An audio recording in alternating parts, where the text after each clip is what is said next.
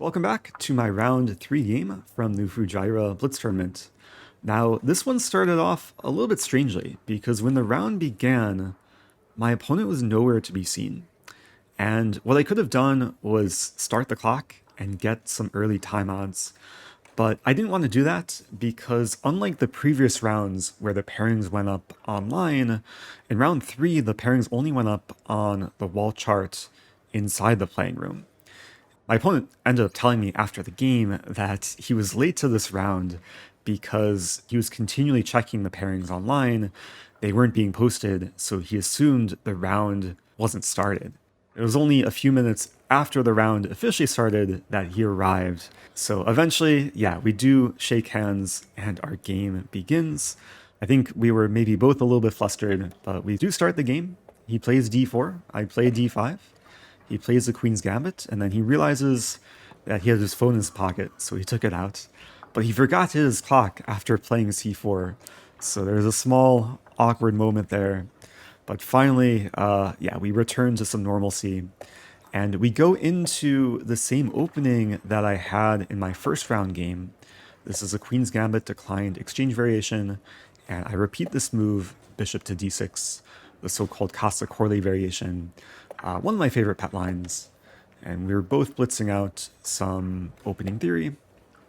He plays queen c2, I play rook e8. This is all still preparation, and he takes a pause in this position.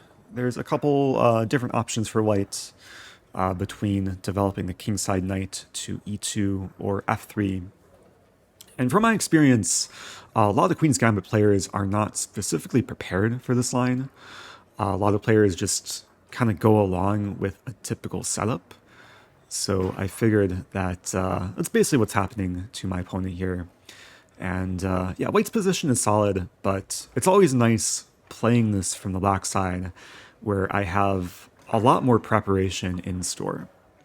And what we're going to see from early on in this game, my opponent taking time on a lot of moves, and I'm just still blitzing out a5, a3, knight a6.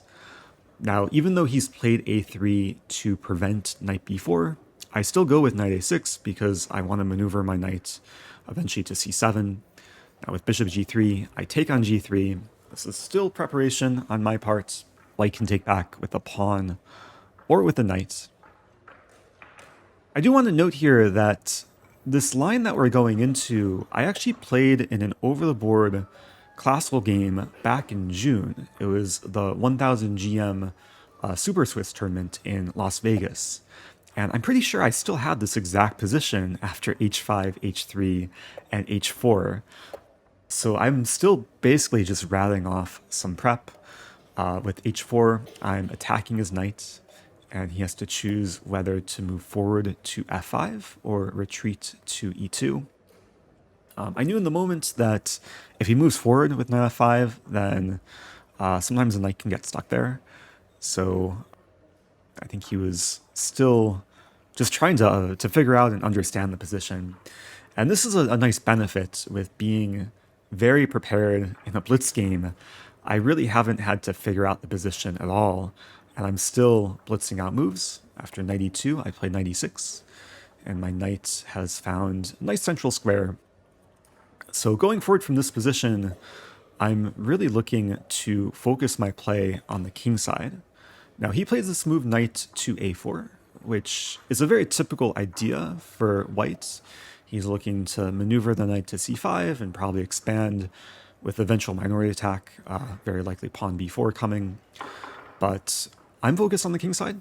I play knight h5, which looks maybe a little bit strange to put the knight on the edge of the board, but it does open up some lines for my queen. I have ideas of queen f6 or queen g5. And I want to note here that I'm already up over 2 minutes on the clock. I have more time than I started with. He's hovering around 3 minutes. But once he plays knight c5, I'm pretty much out of my specific preparation. And now I have to figure out what to do with this tension between the knights. I could take on c5 and trade a bit and then look to open my bishop, or I can avoid the trade. And I do decide to avoid the trade with knight g5. And with this move, my knight and my bishop are aimed towards h3 pawn. So he obstructs at least my bishop from aiming at h3 pawn with bishop f5. Because it was very likely I had ideas of sacrificing on h3. But he's looking to just neutralize any potential attack that I have. And now I have to decide, do I take the bishop on f5? Do I leave the tension between the bishops? So I hesitate here. And I play pawn to g6, which I think is a useful move, supporting my knight on h5 and provoking his bishop on f5 to move. And this basically provokes him to trade on c8. It would be a waste of time if he were to retreat back to d3 in this position. So he takes, I take with the queen to make sure my b pawn, b7 pawn is defended. And with the queen on c8, there are still maybe some ideas of sacrificing on h3. So he's still taking time here, and I'm still up about 2 minutes on the clock. Now this position, even though I've been very well prepared in the opening, it's still relatively solid for both sides. We can see by the eval bar that it's close to equal. So this is really just the beginning of what's going to be a very long battle. And he plays this move knight d3, which very solid centralizing move. It does potentially support ideas of eventually knight e5 or knight to f4, but it does allow me to bring my queen in to f5, and this does pin the knight on d3 to his undefended queen on c2. So he plays rook c1, which defends the queen, essentially unpinning his knight on d3. And now I begin taking some time because I pretty much optimized my queen and both knights. My rooks are decently placed as well, and I'm really trying to figure out a plan going forward here. It feels like I'm in pretty good shape to attack on the king side, and I'm looking at sacrifices like taking on h3 or maybe eventually knight to f3, but I don't want to play recklessly and sacrifice material without any reasonable compensation. So I go into the tank as my opponent, he kind of looks around, looks at me, looks around again. And this is where my time advantage does begin to dissipate a little bit. Now I'm only up about a minute on the clock. And I play this move knight to e4, which is somewhat of a multi-purpose move. On one hand, I do centralize the knight. I tie down white's rook to defending f2. And I'm also making way for my g-pawn. Now that my g-pawn is not blocked by the knight, I do have ideas of g5 and g4 to try and just bust open the king side, open the g-file, and have more avenues to attack. Now he plays this move knight c5, returning to the square the knight came from a few moves ago, and now he's really just trying to trade. And if I take his knight, then we could trade queens. So I definitely didn't want to trade queens when I have more attacking potential. I played this move rook e7 to prepare the double up of rooks. He takes my knight on e4. And now I have a choice what to take back with. I think all three recaptures are viable here. Although, again, I didn't want to take on e4 with the queen to allow the trade. So I was mainly debating between rook takes e4 and pawn takes e4. And I figured that pawn takes e4 is the nicest way to imbalance the position. He offered the queen trade again. I declined with queen to f6. And very soon we're going to see the downside of my unwillingness to trade queens and really try and carry through with the kingside attack. Because even though queen f6 looked like a very sensible move, it does give white time to focus on his own play. And he played this very sensible move, knight c3. And one of the issues with my position is my queen side is a little bit delicate. With the structure that I currently have, and white's pawn on d4, white is now threatening pawn d5, which would be supported by the knight and the queen, and it's not the easiest move to stop here. And meanwhile, it's still not easy for me to orchestrate the attack on the king side. Like if I play g5, then I'm risking overextending and weakening my own king. So again, I take some time. I play knight to g7, trying to maneuver back towards the center. And then he plays pawn to d5. And this is a very powerful move, because if I take the pawn, he'll take back with the knight and fork my queen and my rook. So I had to come up with something else. I play rook e5 to pin the pawn to his queen. But then he simply plays queen b6. And on one hand, it seems like he's abandoning the d5 pawn, but he's actually pinning my c6 pawn to my queen. And at the same time, he's also attacking my undefended pawn on b7. And all of a sudden, my queenside feels like it's about to crumble. And I figured that the best approach is just to let the queenside crumble and focus on the kingside. Now, he was very closer to playing queen takes b7, which would have been a good move. But he hesitated a bit, and instead he takes on c6, which allows me just to recapture and maintain the material equality. However, with this transformation, my c6 pawn and my a5 pawn on the queen side are quite weak. And he starts with the move rook c to d1, getting to the only open file in the position. And now I still have to figure out, do I have any clear ways to attack on the king side? And I figured that I might as well scratch my head before making a move, and then align my rook with his king. And with this move, I'm setting up the idea of queen f3. If I get one more move to play queen f3, then life would be very, very good to just create some mating attack on the king side. But he was clearly aware of my threat, and he plays this very, very strong, resourceful move, knight d5. And I can't take the knight because my c-pawn is still pinned to my queen. And the move I want to play here is queen f3, but that would walk into knight f4, after which my queen would actually be stuck on f3, and his g2 pawn would be defended by his knight. And if we imagine queen f3, knight f4, he'd then be threatening king h1 to unpin his g-pawn and then trap my queen on f3. So as much as I wanted to go in for the kill with queen f3, I eventually concluded that queen f3 just doesn't work. It would be a blunder on my part, and I had to figure out a backup plan. Now, as I think I've already fallen below on time, I'm getting severely, severely low, and I'm trying to find some alternative in the position.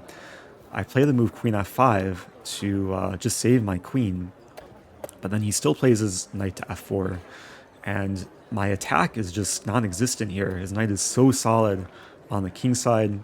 I play rook f8 in panic. He takes my free pawn on c6. I play knight h5, trying to get rid of his knight on f4. And we do trade on h5. Knight takes h5, rook takes h5. But now my attack is basically non-existent. He offers a queen trade. I avoid trading queens, just trying to keep some hopes alive. He plays rook to d4, improving, and things are not looking good for me. Trying to get some counterplay on the b file, but after the trade of pawns, he has now a pass pawn on b4. And everything seems to be going in white's favor here. Rook c1, very useful move. I improve my king slightly. And then he plays this move queen d6. And this actually gives away white's whole advantage, because after we trade queens, I win the pawn on b4. And now we have a rook ending. It's 2 rooks and 4 pawns against 2 rooks and 4 pawns. And thankfully, I still have enough time with the 3-second increments. I won't be flagging. And now both of us are like pretty solid. Even though there's some imbalance with the structure, I do control a bit more space with pawns on h4 and e4. This position is objectively equal. And for the next several moves, we just dance around with our rooks. And this is really just the beginning of what's going to be a very long endgame grind. I really wanted to play for a win here, despite the fact the position is objectively equal. I think we both knew that. at this point. And then with this move, pawn g3, this is basically what I was waiting for, because it imbalances the position. Even though we do trade pawns, white now has 2 pawn islands, a pawn on h3 and then the group of pawns on f2 and e3, while I'm keeping my very solid pawn chain with the 3 connected pawns. And now with the trade of rooks, we enter a slightly different phase of the game, where it's all about trying to optimize my king and rook, and we're going to see just a long endgame grind going forward from here. My opponent playing somewhat of a waiting game. I'm trying to at least get my rook to an active square. He plays rook b8, I play king h6. He plays h4. Doesn't change the position too much. I play rook to d1. Now I am trying to set up rook to g1 check and then maybe plot my rook on g4. So he gives me a check and then moves back to a8. I give the check. He hesitates a little bit there, plays king h2. And I get my rook to g4, so cutting off his king. But the problem still is it's hard for me to make progress, because whenever I move up my king, his rook is ready to deliver the check and force me back. So it's still a frustrating position, and he did some fake out move with the rook there. But yeah, white is still playing the waiting game, and I'm still trying to find any ounce of winning chances I can get. Really just trying to squeeze water from a stone here. A small crowd is beginning to form. This did turn out to be the last game of the round, especially because we started late and now we're in this very long, grindy endgame. And I decide to transfer my rook to a different square. And now I jump on the opportunity to play this move pawn f4. I'm exploiting the fact that his e3 pawn is pinned to his king, and this is what I've been waiting for. I'm now winning a pawn. I take on e3, he takes, I take.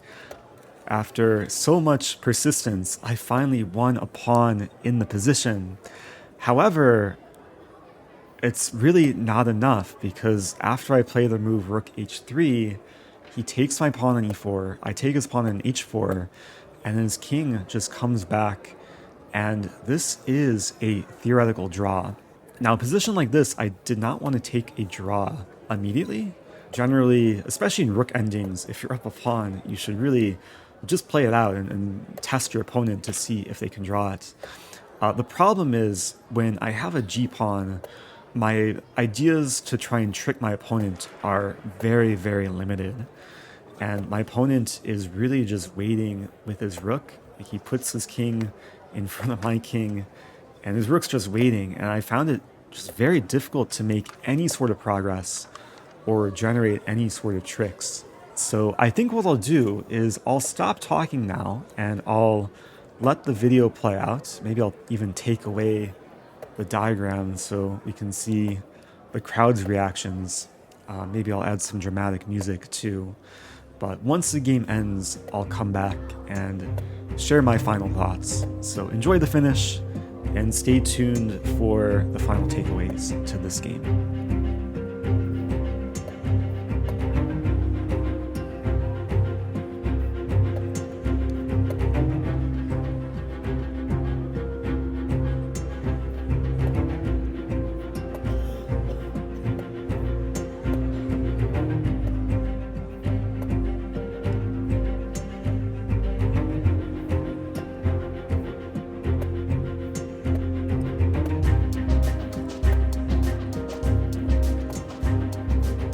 The game ends king versus king, a peaceful finish to what was a very hard-fought battle. I was in trouble earlier in the game, but then I thought my opponent was maybe in trouble in the endgame, but he defended very well, and I think a draw was a fair result. And before I wrap up the video, I do want to highlight some of the key moments in this game. It was a nice bit of opening prep on my part. I was prepared through about 16 moves, like through 96. Pretty sure I've had this position in my prep file before. And I knew the ideas of knight h5 and knight g5 and queen f6 and trying to attack. But my opponent handled the opening very well. And the surprising thing about this game was I was really never better in this game. Like even in the end, when I won the pawn in the endgame, position was just equal. And I'll just go ahead and show the engine graph. Maybe there was a small moment Stockfish slightly preferred my position, but yeah, I was actually very fortunate that I didn't just lose this game, and my opponent did have a few chances to put me away in this game.